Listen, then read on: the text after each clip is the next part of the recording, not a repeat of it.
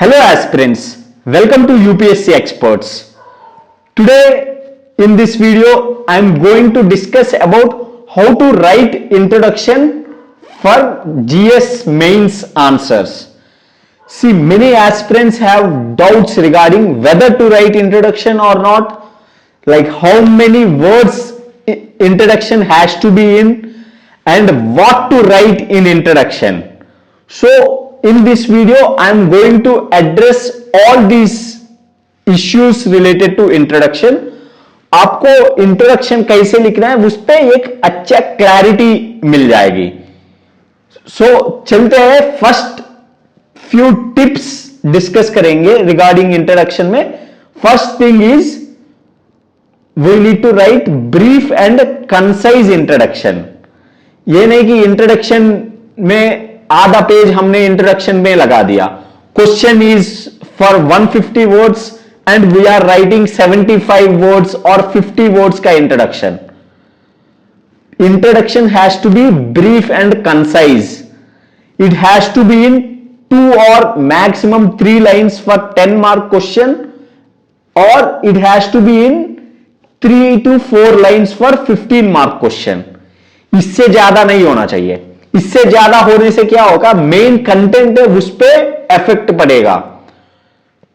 सो brief और concise introduction है, 2-3 line का इंट्रोडक्शन होना चाहिए.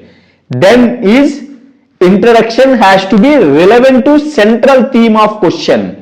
जो क्वेश्चन में जो पूछ रहा है, core question, like central theme क्या है क्वेश्चन का, उससे रिलेटेड होना चाहिए इंट्रोडक्शन. समझ रहे हो? I will show you 2 examples क्या होता है सेंट्रल थीम, कैसे लिखना है सेंट्रल थीम से related introduction etcetera. Then important thing we need to remember is different approach for different subjects.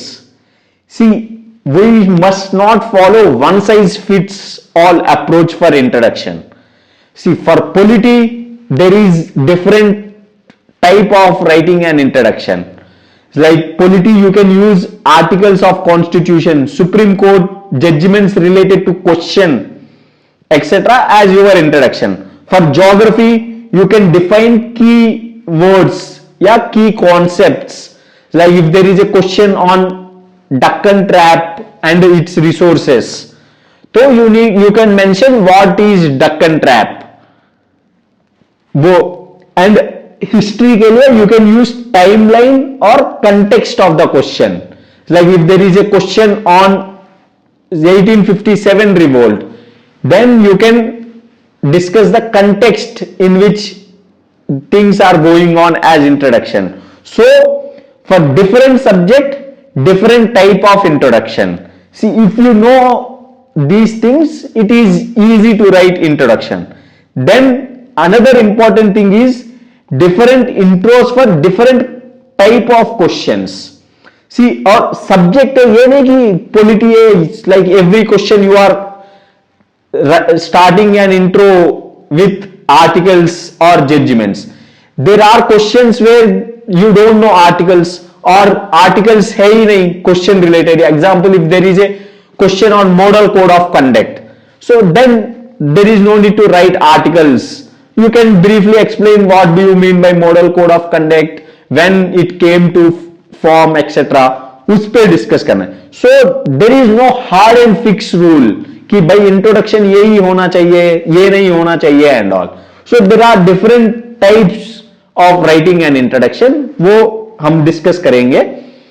Then first few ideas discuss करते हैं कि भाई लाइक किन किन बेसिस पे हम इंट्रोडक्शन लिख सकते हैं. One is current affairs related to question can be used as introduction. See example, there is a question on terrorism related thing, then you can briefly mention recently there is terrorist attack in so and so area, so terrorism has come to the forefront. In this context it is important to discuss the causes of terrorism. ऐसा introduction use कर सकता है. like if there is a particular discussion or debate in parliament regarding some particular act, So if there is a question on that act, then you can discuss about the parliament debate जैसे हो रहा है and all. So basically you can use current affairs as an introduction, then jump to what is asked in the question, वो address कर सकते हैं. Other important thing you can use is data or facts related to question. See here focus on this word related to question, related to question. So your introduction जो भी facts है, जो भी current affairs है, it has to be related to the question asked. ये नहीं कि कोई भी current affairs घुसा रहे हो आप, या कोई भी डेटा या फैक्ट्स घुसा रहे हो. सी फैक्ट्स और डेटा यूज कर सकते हैं. Example there is like causes of low female labour force participation rate in India, then you can start the question with data or facts. You can simply mention that female labor force participation in India is like 27% or 28%, which is very less compared to developing countries. Then you can discuss about reasons for low female labor force participation rate in India. So समझ रहे हो? So you can use data and facts की to as an introduction. बस वो ये होना चाहिए, related to question होना चाहिए. Then is constitutional provisions, acts और schemes again related to question asked. Like this is again with respect to polity, with respect to particular act, with respect to particular things. Like example, there is a question on startups. So you can discuss about the Startup India scheme as an introduction. Then you can discuss about what is asked in question regarding the startup thing. ये हो गया acts, हो गया schemes, constitutional provisions, वो सब discuss कर सकते. Then आता है explain key terms given in question. Like example, there is a question on inclusive growth. You can briefly mention what do you mean by inclusive growth, and then you can go to the question. If there is a question on like geography में cyclones पे question है, you can briefly explain 2-3 line में what is cyclone in geographical terms में, by low pressure area वगैरह का explain करके, then you can discuss जो भी क्वेश्चन में पूछा, कॉजेस ऑफ साइक्लोन्स एक्सेट्रा. तो ये चीजें है यूज कर सकते हैं. चारों में कुछ भी यूज कर सकते हो आप. There is no hard and fast rule कि भाई यही यूज करना है, ये नहीं यूज करना है. So as per your convenience, as per your strength. See if you are good at remembering facts, good at remembering articles of the constitution, then you can use those in your intro. See, like few questions you can use current affairs, few questions you can use data or facts, for few questions you can use constitutional provisions, for few questions you can use key terms में explain करने के लिए. So there is no hard and fast rule.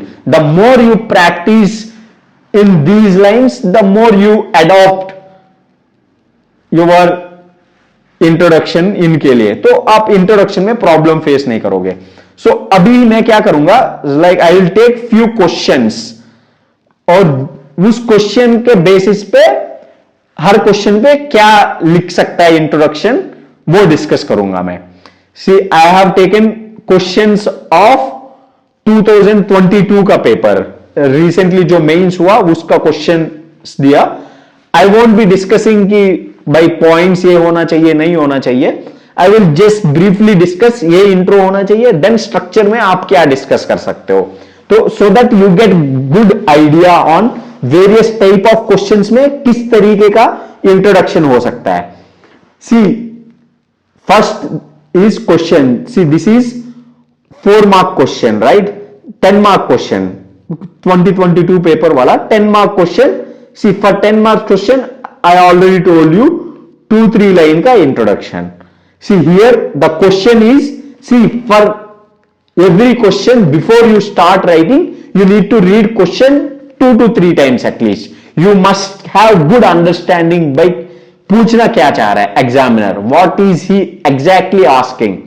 So question पढ़ते हैं, describe the characteristics and types of primary rocks.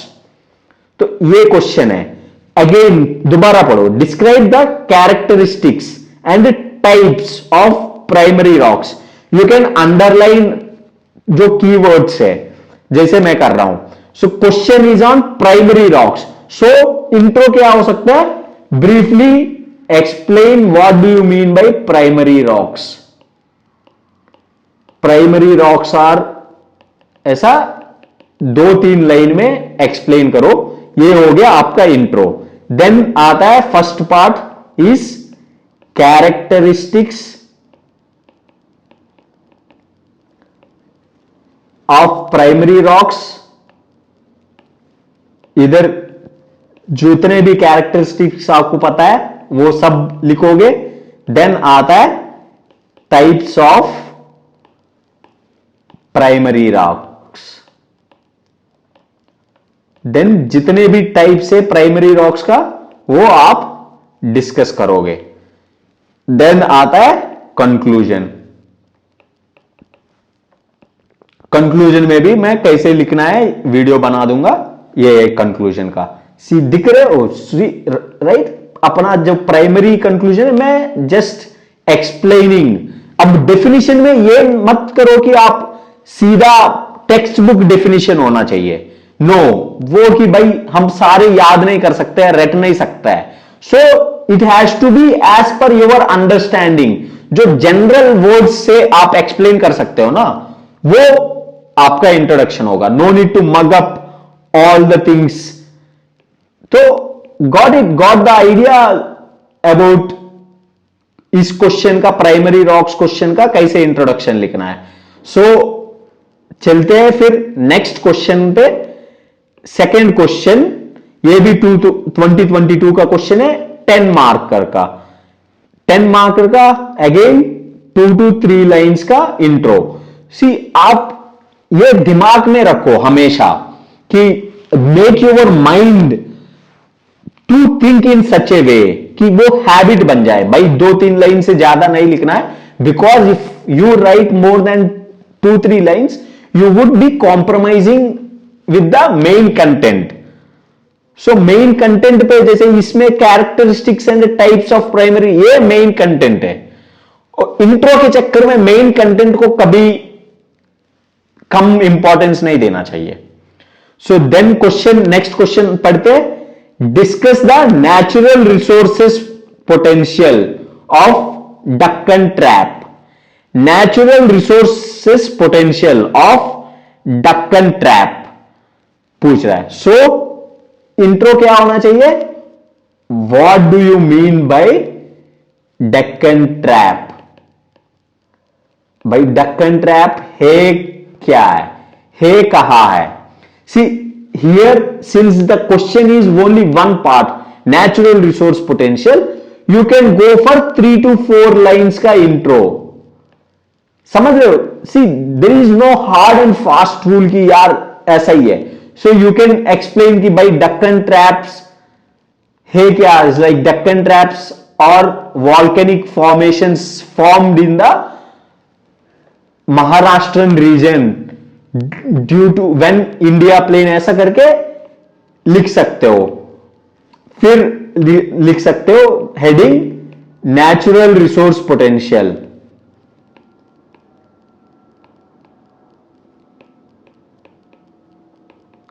Natural resource potential of Deccan trap करके you can here explain features of Deccan trap also and discuss the natural resource potential of Deccan trap. समझ रहे हो? Then you will write conclusion. ऐसा तो sir जो इसमें भी is like again A geography question is on Deccan trap. So see the idea is, आपको ये नहीं करना है कि सीधा natural resource potential of Deccan trap कर लिया। See the basic idea is, question is on natural resource potential of Deccan trap, but you need to briefly explain what is Deccan Trap, then you discuss natural resource potential।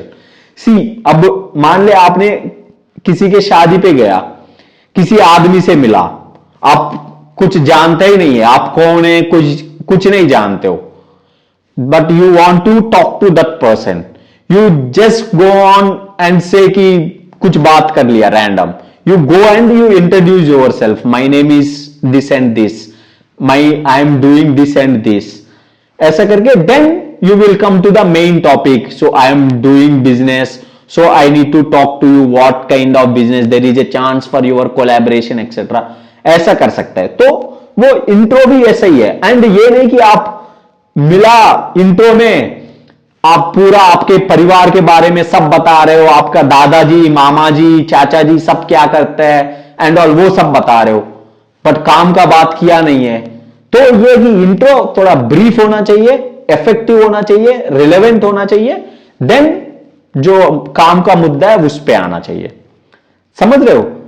Then आता है question, again A 10 marker question. Explore and evaluate impact of work from home on family relationships. Again here you can like work from home hai. Here see this is thoda current affairs based question. Here you can discuss due to COVID. Intro kya? Due to COVID work from home has become a new phenomena with many software company employees are opting for work from home, and it has led to various different dynamics in family relationships. Then you will discuss kaise like evaluation of like intro हो गया 2-3 line का. भाई Covid की वजह से work from home वगैरह ज्यादा opt कर रहे हैं लोग, उसकी वजह से फैमिली रिलेशंस में भी काफी इंपैक्ट पड़ा है. Evaluation of impact of work from home on family relationships. Heading लगाओगे आप, फिर लिखोगे या तो पॉइंट्स या तो पैराग्राफ्स में, जितने भी लिख सकते हो कि भाई कैसे हो सकता है. सी फैमिली रिलेशनशिप हियर मान ले कि both women, man and husband are also working at home. Now they can cook together, since husband को भी टाइम है, भाई बच्चों का पालना भी हस्बैंड कर सकता है if wife is busy with work. And again important thing is कि भाई जैसे मान ले हस्बैंड है, पहले जॉब करने जाता था, वाइफ घर में रहती है, सो अभी husband also got time, like travelling time वगैरह कम हो जाएगा, so he can also help wife को इन कुकिंग एक्सेट्रा में एंड चाइल्ड रेयरिंग एक्सेट्रा में, चाइल्ड का होमवर्क वगैरह कराने में हेल्प कर सकता है. So in that sense family is impacting and वो कर सकता है, तो लिख सकते हैं. देन कंक्लूजन, फिर खत्म. ऐसा introduction like this is current related है, तो you can discuss the context of the question का डिस्कस कर सकते हो. So you are getting my point. See it's not always about you are explaining work from home क्या होता है. इस क्वेश्चन में मैं तो एक्सप्लेन भी नहीं करूंगा वर्क फ्रॉम होम क्या होता है. आई एम जस्ट अज्यूमिंग कि सबको पता ही है. आई एम जस्ट एक्सप्लेनिंग कि भाई कंटेक्स्ट क्या है, देन कैसे इंपैक्ट करता है, किस किस एरियाज में इंपैक्ट करता है, इकोनॉमिक सेंस में कैसे इंपैक्ट करता है एक्सेट्रा में वो डिस्कस करूंगा. See that's what I am saying ना, there is no hard and fix rule. See if you are very bad at defining things, और मतलब जो एक्सप्लेनेशन करना है छोटे छोटे चीजों को, उसमें मुश्किल आती है, you can opt for other areas, right. So be confident with your approach. जो आप लिखना चाह रहे हो ना उस पर कॉन्फिडेंट रहो, एंड छोटा सा इंट्रोडक्शन लिखो. No need to worry, no need to give too much stress for introduction. अरे यार इंट्रोडक्शन सही नहीं लिखा, अरे भाई कोई सही नहीं है. Just write what is relevant to the question. आप ये मत समझो कि भाई उसने ये लिखा है मैंने ये लिखा तो नंबर कटेगा. नंबर नहीं कटता है. Introduction has to be relevant to the question. That's it. Brief concise रखो, टू द पॉइंट रखो, और जो आपके मन में आया वो लिखो। ये नहीं कि फैक्ट्स ही होना चाहिए, ये नहीं कि डेफिनेशन ही एक्सप्लेन करना चाहिए, कुछ नहीं, अपनी स्ट्रेंथ के हिसाब से खेलो। देन नेक्स्ट क्वेश्चन आता है, दिस इज 15 मार्क क्वेश्चन, ये है हिस्ट्री का। Discuss main contributions of Gupta period and Chola period to Indian heritage and culture.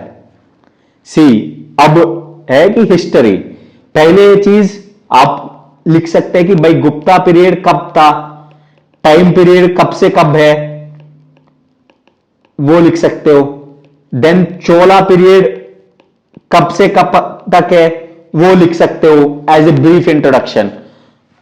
ये हो गया एक इंट्रो लिखने का तरीका। दूसरा, मान ले कि आपको याद नहीं है, भाई अचानक से एग्जाम प्रेशर में you are not even able to recall like the time period of Gupta, then you won't even touch about discussing the time period of Gupta और Chola period.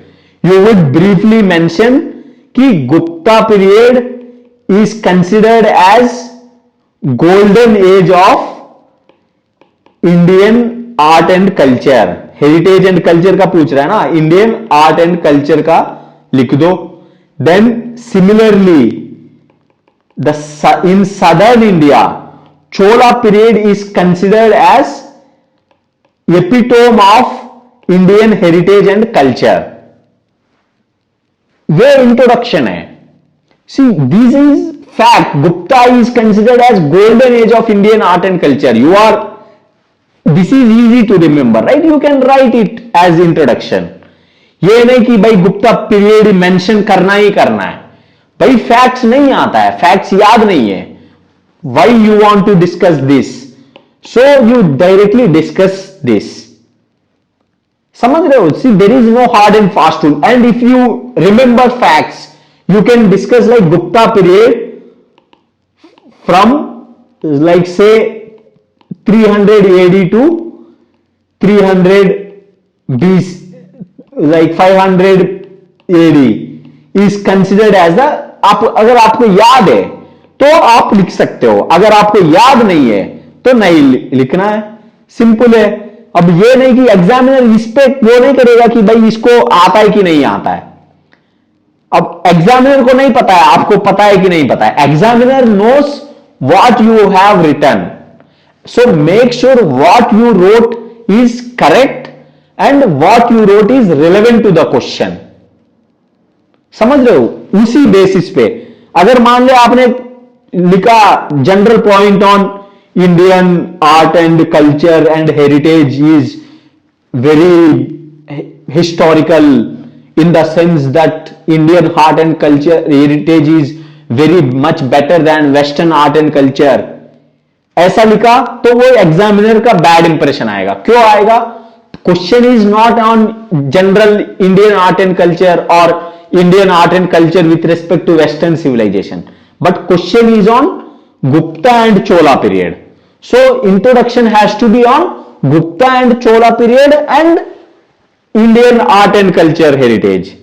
So you cannot just write ki Indian heritage and culture is like old heritage and culture, it is been observed since past 2000 years, ऐसा नहीं लिख सकते हो intro, क्योंकि उसके बारे में पूछ ही नहीं रहा है। Question is on main contributions of Gupta period and Chola period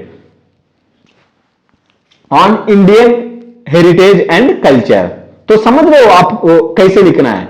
सो फिर इंट्रो हो गया 2 या 3 या 4 लाइन का, लाइक 15 मार्क्स का क्वेश्चन है, you can go for 3 line का भी 4 लाइन का भी इंट्रो लिख सकते हो। Then you will discuss contributions of Gupta period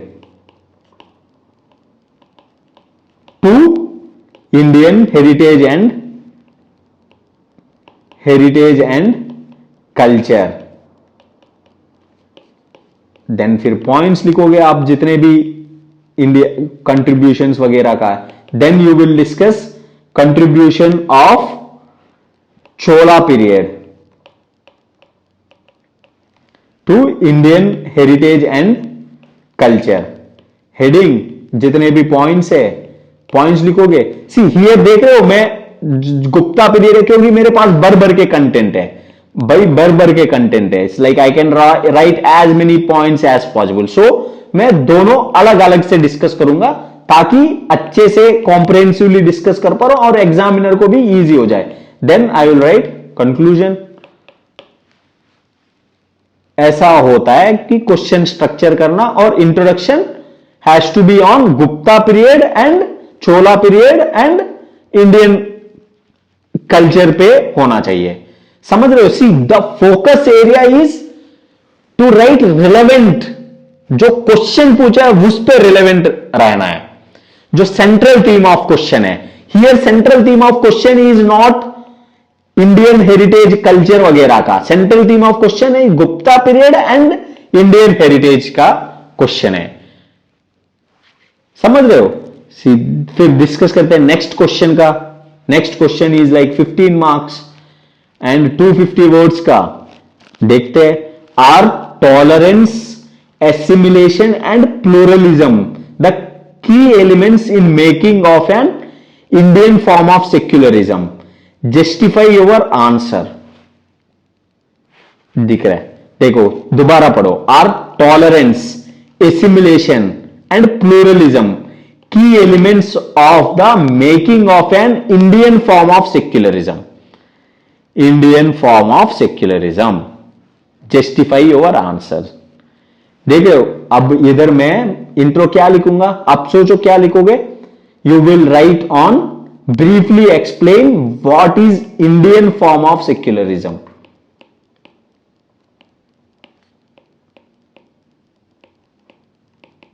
Indian form of secularism क्या है, की फीचर्स क्या है, सर्वधर्म संभव,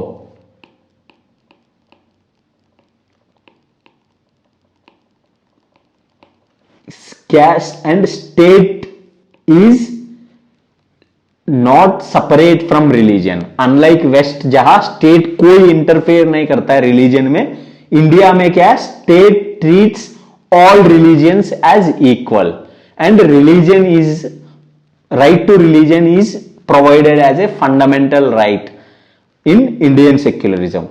then you will discuss question क्या है, are tolerance, tolerance as key element of Indian secularism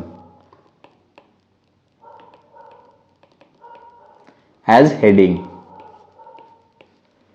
तो हियर डिस्कस करोगे भाई टॉलरेंस कैसे इंडियन फॉर्म ऑफ सेक्युलरिज्म का वो है। Then you will discuss assimilation, ये फिर एक्सप्लेन करोगे आप कैसे, कितने भी पॉइंट्स है। देन एसिमिलेशन इज की एलिमेंट इन इंडियन सेक्युलरिज्म। फिर जितने भी पॉइंट्स है इन फेवर और इन अगेंस्ट वो सब डिस्कस करोगे। देन आता है प्लूरलिज्म,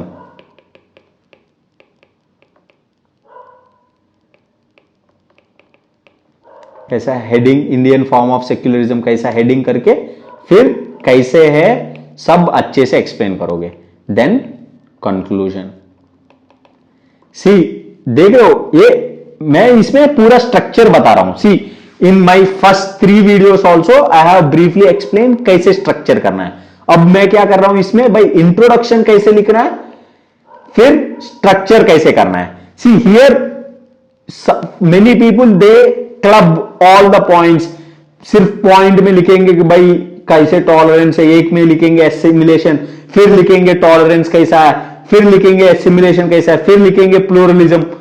ऐसा नहीं करना है, स्ट्रक्चर होना चाहिए। पहले टॉलरेंस कैसे है उसका बात करो, फिर एसिमिलेशन कैसा है उसका बात करो, देन प्लूरलिज्म कैसा है इंडियन सेक्युलरिज्म उसको जस्टिफाई करो, देन कंक्लूजन करो। इससे क्या आप भी अच्छे से स्ट्रक्चर कर पाओगे, अच्छे से सोच पाओगे जो भी पॉइंट्स है, एंड एग्जामिनर को भी आपका आइडियाज पढ़ने में काफी इजी होगा, सो अच्छा नंबर होगा। सो हियर जैसे इंट्रोडक्शन है, I wrote on Indian form of secularism क्या है वो एक्सप्लेन किया, क्योंकि क्वेश्चन में बात हो रहा है इंडियन फॉर्म ऑफ सेक्युलरिज्म का। तो समझ रहे हो कि आपको कैसे लिखना है, कैसे क्वेश्चन पढ़ना है, कैसे लिखना है। सो जो सेंट्रल थीम ऑफ क्वेश्चन है, central theme of question is what, इसमें इंडियन फॉर्म ऑफ सेक्युलरिज्म है, ये सेंट्रल थीम ऑफ क्वेश्चन है। So here, see, you, if many people, what do?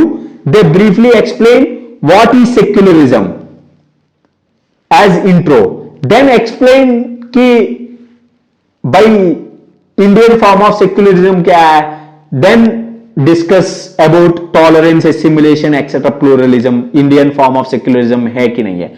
But I have skipped explaining what is secularism, because question is not on what is secularism or secularism per se, but question is specifically on Indian form of secularism. So I would stick to explaining Indian form of secularism. So that is why you need to focus on keywords of question. उससे क्या आप you want be is like, बहुत लोग मान ले secularism से शुरू कर दिया, they would focus on discussing tolerance कैसा है, एसिमिलेशन, सेक्युलरिज्म के part like western secularism related discuss करेंगे। Western question is not on secularism per se, question is on Indian secularism. So उसी पे स्टिक करना है। So that's why it is very important to focus on keywords, छोटे छोटे words है, Indian form of secularism. Indian form of secularism को बनाने में, या इंडियन फॉर्म ऑफ सेक्युलरिज्म को टॉलरेंस एसिमिलेशन कैसे करता है, वो है क्वेश्चन। सो तो चलते हैं फिर नेक्स्ट क्वेश्चन में। नेक्स्ट क्वेश्चन इज 10 मार्क का क्वेश्चन है, 150 वर्ड्स का। देखते हैं। Right to movement and residence throughout the territory of India are freely available to Indian citizens, but these rights are not absolute. ये देखो, अब इसमें क्या इंट्रोडक्शन हो सकता है, दोबारा क्वेश्चन पढ़ते हैं। Right to movement and residence, movement and residence throughout the territory of India are freely available to Indian citizens, but these rights are not absolute rights. See, question is on article 19, freedom of movement वगैरह में बात हो रही है।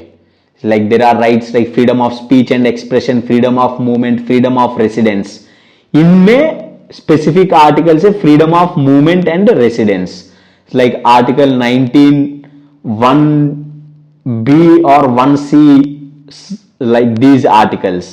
So you can briefly mention like these articles of constitution provides right to movement and residence throughout the territory of India. Under these articles जो भी provision है वो डिस्कस कर सकते हो। ये is freely available to Indian citizens. Like article 19 का जो मेरा इंट्रो होगा, लाइक बाय ये आर्टिकल से deal with right to movement and resident throughout territory of India available for Indian citizens. Then मैं इधर लिखूंगा कि हाउ इट इज अवेलेबल, और ये भी लिखूंगा कि what all rights are available under this article. Under right to movement and resident by right to stay wherever you want, right to movement पे move from one place to another place, right to freedom of trade etc. settle in वो then आता है, but these rights are not absolute rights. So restrictions with respect to these rights, by क्या restrictions available है, like tribal areas में restriction available है, like movement in tribal areas में restriction है, government can restrict, reasonable restrictions available है। Then you discuss why these rights are not absolute.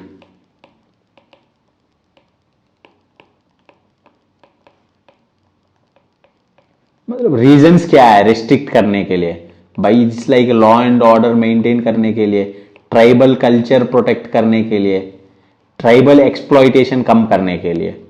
Then conclusion.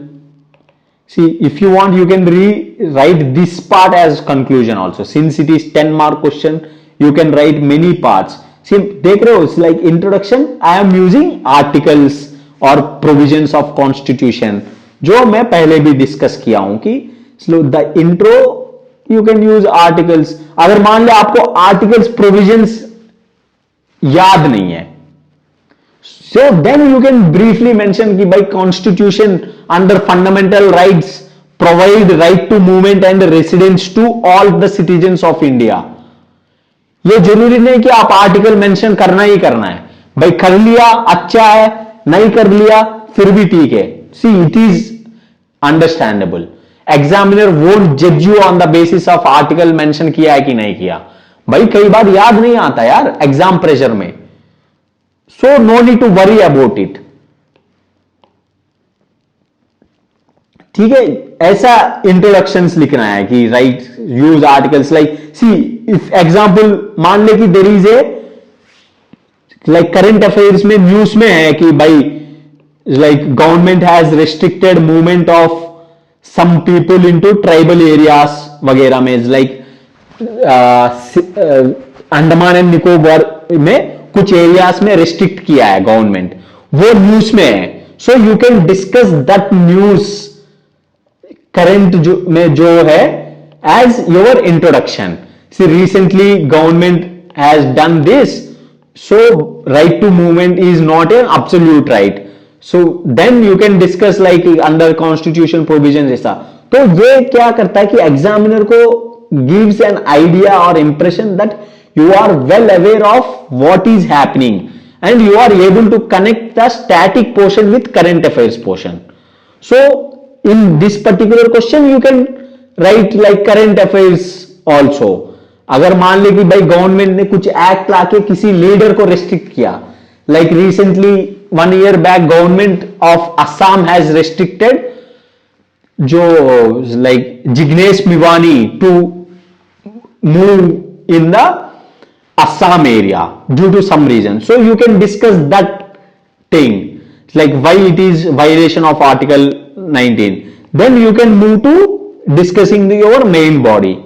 So समझ रहे हो, like you can, there are different ways, but the main thing is it has to be relevant to the question, and you can use like articles, current affairs, etc. Got the ideas? Then और question discuss करते हैं. Another question is discuss role of national commission of backward classes in the wake of transformation from statutory body to a constitutional body.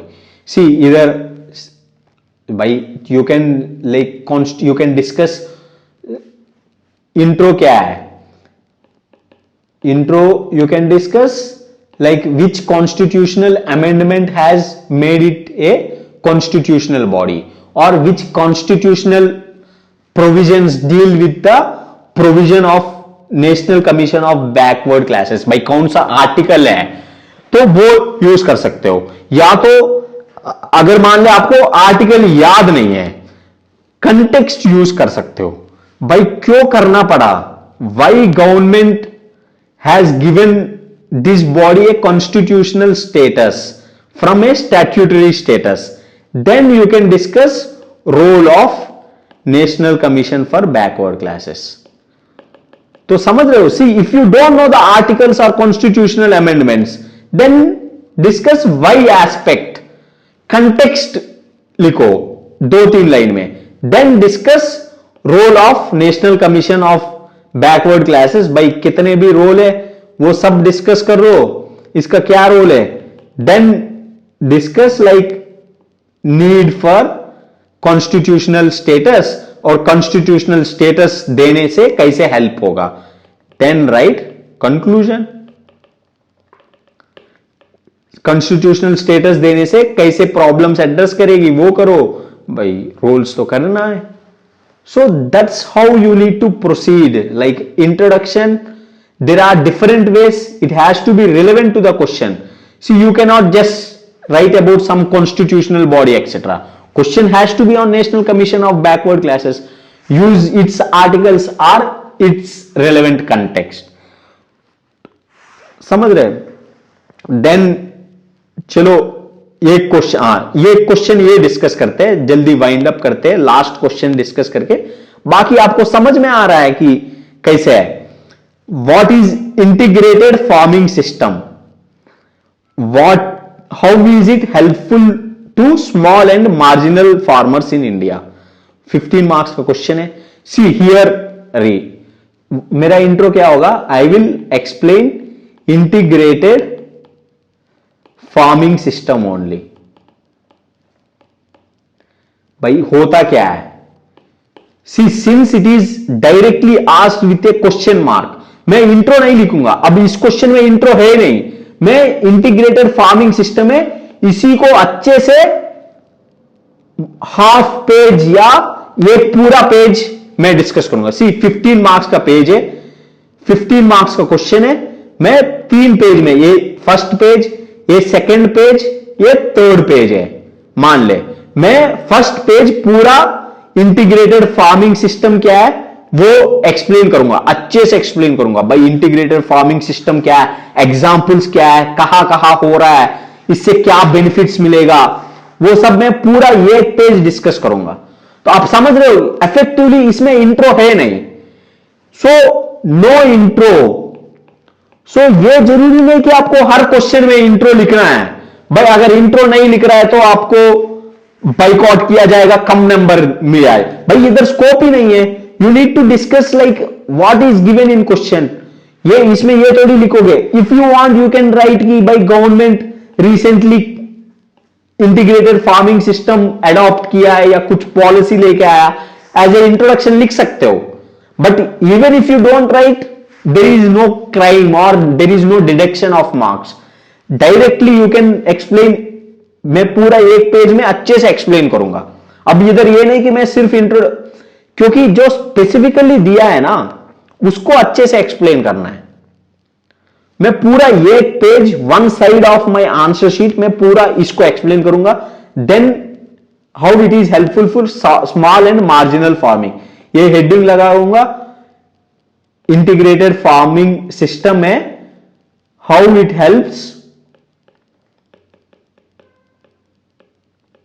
Small and marginal farmers करके मैं अच्छे से 5-10 जितने भी point है वो 2 पेज में एक्सप्लेन करूंगा. तो समझ रहे हो कि इधर you need to explain integrated. See जो भी टॉपिक है ना, like especially asked in question like what do you mean by Deccan trap, ऐसा पूछे तो उनको आपको वेटेज देना है as per the demands of question. अब इस क्वेश्चन में I am giving 30% of weightage to integrated farming system explain करने में, rest 70% to how it is helpful to farming. And अब एग्जामिनर भी यही होगा, इसको 5 नंबर पे इवैल्यूएट करेगा, दूसरे क्वेश्चन को 10 मार्क्स पे इवैल्यूएट करेगा. So when it is specifically asked, then you need to explain it more elaborately, more comprehensively. Evaluate करो. अगर इसी क्वेश्चन 10 नंबर का होता ना तो मैं इसको फर्स्ट पेज का 70% डिस्कस करता, फिर उस पेज का 30% second part and next page का पूरा 100% सेकेंड पार्ट पे फोकस देता. सो पेपर की हिसाब से, क्वेश्चन की हिसाब से कैसे पूछा उसके हिसाब से हमारा इंट्रोडक्शन होना चाहिए, स्ट्रक्चर होना चाहिए, वेटेज जितना दे देंगे उतना होना चाहिए. समझ रहे हो? You are getting the idea. It shouldn't be like you are going blindfold. ऐसा ही लिखना है कि भाई ये इंट्रो लिखूंगा सो इंट्रो 2-3 लाइनें, 4-5 लाइनें उतना ही लिखूंगा. No, this is specifically asked in question, so you need to give the weightage it deserves, then discuss that. फिर चलो ये क्वेश्चन, एक और क्वेश्चन डिस्कस करते हैं. increase in the life expectancy in the country has led to newer health challenges in the community. What are those challenges? What steps needs to be taken to meet them? See, 10 marks का question है. Introduction में increase in life expectancy, मैं भाई increase data use कर सकता हूं. Data of India, भाई India में लाइफ एक्सपेक्टेंसी बढ़ रही है. Data of world, life expectancy भाई वर्ल्ड में इट इज लाइक 70 प्लस है, भाई इंडिया में 65 प्लस कुछ है. मतलब लाइक डेटा यूज करो जितने भी है. Then it is newer health challenges, भाई क्या चैलेंजेस ला रही है, what are those challenges. So you need to discuss challenges क्या है. 1 2 3 4 5 चैलेंजेस डिस्कस करोगे. Then steps needed to address those challenges, ये हेडिंग होगा. फिर बाय स्टेप्स डिस्कस करोगे. Then conclusion. तो इधर देख, मैं लाइफ एक्सपेक्टेंसी क्या है वो एक्सप्लेन नहीं कर रहा हूं, because I am using data. If you want you can directly right by increase in, मतलब आपको डेटा पता नहीं है भाई लाइफ एक्सपेक्टेंसी कितना है, क्या हो रहा है. Then what would be your intro. Your intro would be भाई न्यू चैलेंजेस क्या है वो डिस्कस करोगे.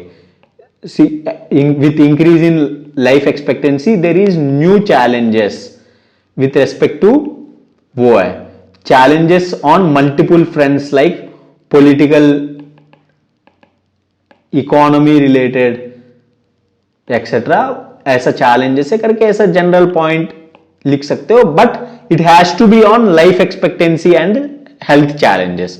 न्यू हेल्थ चैलेंजेस है, लाइक न्यू हेल्थ चैलेंजेस क्या है भाई, like increase in non communicable diseases like diabetes, like cancer, like वो सब, like increase in hospital care, increase in insurance care etcetera, increase in old age home, increase in gastric related diseases etcetera, वो सब डिस्कस कर सकते हो. Then you can discuss like other challenges. By other what are those challenges, भाई challenges क्या है, health challenges. Here one important thing is health challenges का बात कर रहा है. This is not about challenges of other kind. Health challenges क्या है, you need to focus on health challenges only. ये फोकस करना है भाई, हेल्थ चैलेंजेस का बात हो रही है. If you discuss other challenges तो फिर नंबर कटेगा आपका. So that's it, you are getting the point. So introduction से डरो मत, keep these things in your mind and do write. जितने भी क्वेश्चंस का हो सकता है उतने क्वेश्चंस का write. See, questions answer writing practice, answer writing practice का कोई ऑल्टरनेटिव नहीं है. नो द बेसिक्स, कैसे लिखना है. मेरे सारे वीडियोस देखो आंसर राइटिंग सेशन का, आपको बेसिक आइडिया पता हो जाएगा. Then write, there is no alternative. Know the rules of game and then play the game. That's it. Know the basics of answer writing and then write answers. पढ़ने से नहीं होगा, सुनने से नहीं होगा. टॉपर्स का आंसर्स पढ़ने से नहीं सीखोगे. आप आंसर्स लिखोगे, गलतियां करोगे, उनसे सुधारोगे, उधर से सीखोगे. There is no alternative. So मेरा आइडिया इस सेशन का यही है कि आपको लिखने में शुरू में कि भाई लोग को पता नहीं है कैसे लिखना है, वो इश्यू एड्रेस करना है. Then you need to write. That's it for this video. I hope आपको इंट्रोडक्शन लिखने में कोई तकलीफ नहीं आएगा. Thank you very much.